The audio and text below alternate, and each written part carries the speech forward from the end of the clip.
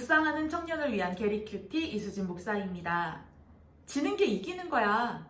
여러분, 이런 말 들어보신 적 있나요? 주로 언니, 오빠, 누나, 형들이 듣는 말입니다. 동생과 싸울 때 부모님이 약간의 강압으로 일부러 동생에게 양보를 하게 하시죠. 그리고 나서 귓속말로 지는 게 이기는 거야. 이렇게 말씀해 주시곤 했습니다. 지면 지고 이기면 이기는 거지 어떻게 지는 게 이기는 것이 될 수 있을까? 선뜻 이해가 가지 않는 것이 어린 시절의 생각이지만 부모님의 그 말씀을 이해할 때가 되면 그때가 철든 것이죠. 예수님도 비슷한 말씀을 하신 적이 있습니다. 마태복음 10장 39절과 23장 12절의 말씀을 읽어볼게요. 자기 목숨을 얻는 자는 잃을 것이요 나를 위하여 자기 목숨을 잃는 자는 얻으리라.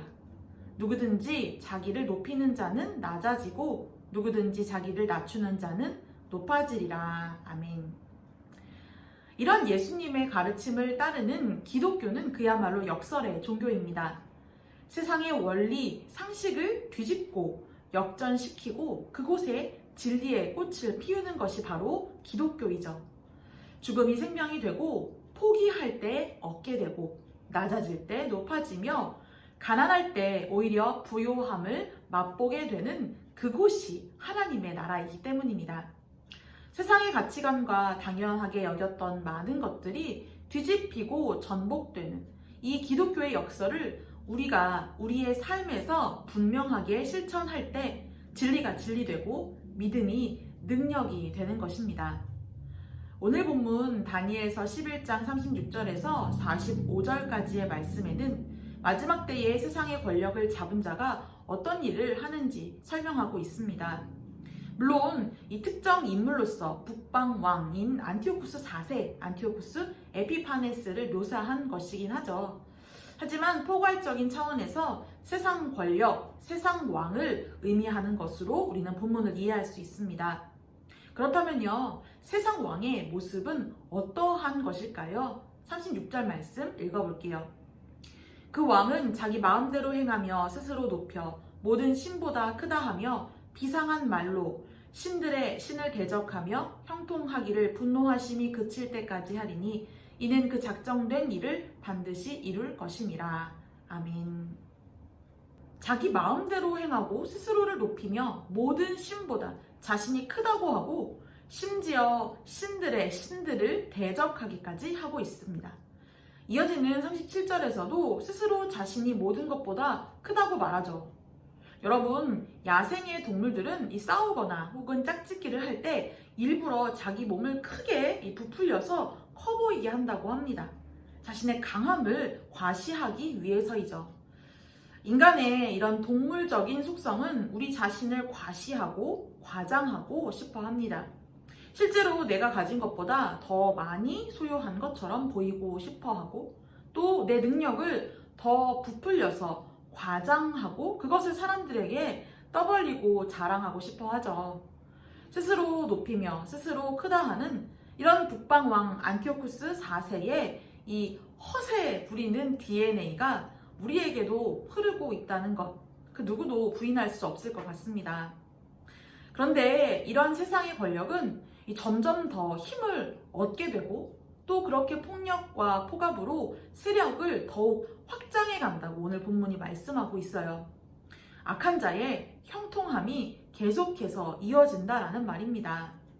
하지만요, 그 결말이 어떠한지 오늘 본문 45절이 우리에게 말씀하고 있습니다. 그가 장막 궁전을 바다와 영화롭고 거룩한 산 사이에 세울 것이나 그의 종말이 이르리니 도와줄 자가 없으리라. 아멘. 호화로운 궁전에서 부와 권력을 만끽하지만 결국 끝이 있으며 종말의 날을 맞이하게 됩니다. 그리고 아무리 막강한 권력과 힘을 가졌다고 할지라도 종말의 날 하나님의 심판대 앞에서 아무도 그를 도와줄 수 없다고 오늘 본문이 말씀합니다. 자신이 모든 신들보다 크다 말하고 또 신들의 신이신 하나님을 대적한 그 죄의 값을 톡톡히 치러야 할 날이 바로 종말의 날이죠. 그 누구도 그를 변호해 줄 수 없고 그 참혹한 죄의 대가를 스스로 치러야 할 것입니다. 그런데 여러분, 우리에게도 종말, 심판의 날이 있습니다. 그 누구에게도 예외는 없죠. 하지만 우리에게는 우리를 도와줄 분이 계십니다. 바로 예수님이시죠. 우리의 죄의 값을 십자가에서 이미 치르신 예수님께서 하나님의 심판대 앞에 선 우리를 도와주실 것입니다. 예수님을 나의 주, 나의 하나님으로 영접한 자에게 임하는 크신 은혜인 것이죠. 이 영상을 보는 우리 조이 공동체 친구들 모두 이 은혜를 받은 자입니다. 비록 지금 우리의 모습이 연약하고 또 부족하다고 해도 예수님께서 우리의 흠 많은 삶을 그대로 끌어안으시고요. 하나님 앞에서 우리를 변호해 주십니다. 이것이 저와 여러분에게 임한 구원이고 은혜이죠. 이 은혜의 선물을 받았다면 여러분 세상의 왕과는 다른 삶을 살아야 할 것입니다. 예수님께서 제자들을 향하여 말씀하셨습니다. 누구든지 크고자 하는 자는 너희를 섬기는 자가 되고 누구든지 으뜸이 되고자 하는 자는 종이 되어야 할 것이다 라고 말입니다. 세상의 방식과는 정반대의 방향을 가르쳐 주셨죠. 예수님이 가르쳐 주신 그 길을 따라 예수님처럼 예수님의 손 꼭 잡고 이 마지막 종말의 날까지 믿음으로 걸어가는 우리 모두가 되었으면 좋겠네요. 함께 기도합시다. 하나님, 스스로 높아지며 스스로 크다 여기는 세상의 방식에 익숙해진 우리를 불쌍히 여겨 주옵소서. 섬기고 낮아지고 오히려 종이 되신 예수님 따라 살아가는 우리 모두가 되게 하옵소서. 예수님의 이름으로 기도합니다. 아멘. 릴레이 큐티 고백 32번째 주자입니다. 27기 정수빈 자매의 고백 함께 들어보시죠. 안녕하세요. 이번 릴레이 큐티에 참여하게 된 27기 정수빈입니다. 저도 책으로 하는 큐티 정말 좋아하고 그런데 생활 패턴이 바뀌면서 집에서 큐티를 하기가 쉽지가 않더라고요. 그래서 제 핸드폰, 모바일 웹이나 또 아니면 사파리에 들어가서 사이트를 이용해서 큐티를 하고 있는데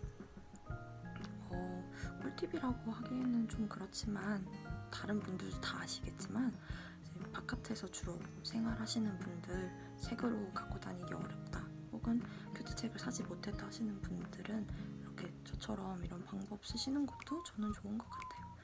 그리고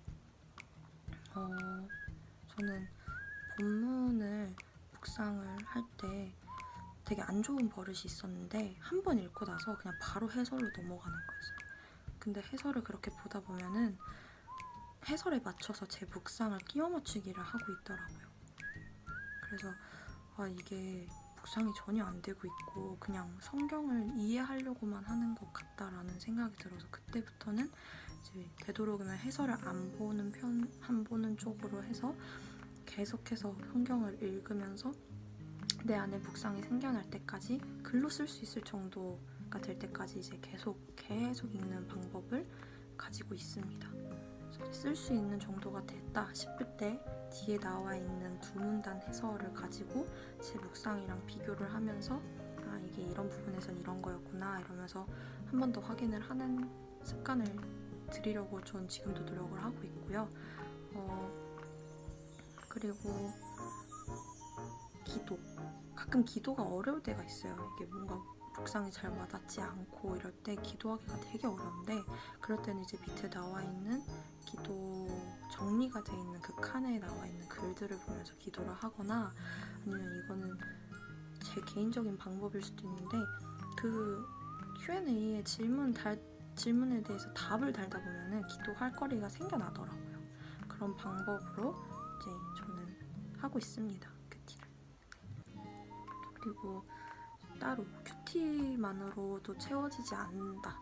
그때 큐티만으로 채워지지 않는다라고 할 때 이제 그때는 주변 분들한테 내가 이런 부분에 대해서 궁금증이 있고 부족함을 느끼는데 어떻게 했으면 좋겠습니까? 하고 질문을 해서 얻은 게 저는 이제 잠언이었거든요. 근데 이제 성경책을 따로 보기가 어려워서 무겁고 작고 또 모바일로 보기에는 그 긴 거를 이제 불빛을 계속 쓰다 보면 눈이 아프고 이러니까 이제 큐티처럼 이렇게 나와 있는 책이 있어요. 그런 거를 이제 하루에 하나씩 보고 있습니다. 이것도 본문 하나, 해설 하나, 이제 기도 하나 이렇게 있기 때문에 큐티랑 같은 방법으로 하고 있는데 확실히 채워지는 것 같고 또 하나님이랑 더 가까워지는 것 같다라는 생각이 되게 많이 들고 그냥 나한테 되게 좋은 방법이구나 라는 거를 이제 알게 돼서 이렇게 같이 하고 있습니다. 여러분들도 큐티만으로 뭔가 부족하다라고 느껴지실 때 이런 방법 한번 써보시는 것도 되게 좋은 방법인 것 같아요. 그리고 이제 다음 릴레이 큐티 주자는 27기 기다리 아저씨 박장훈입니다. 감사합니다.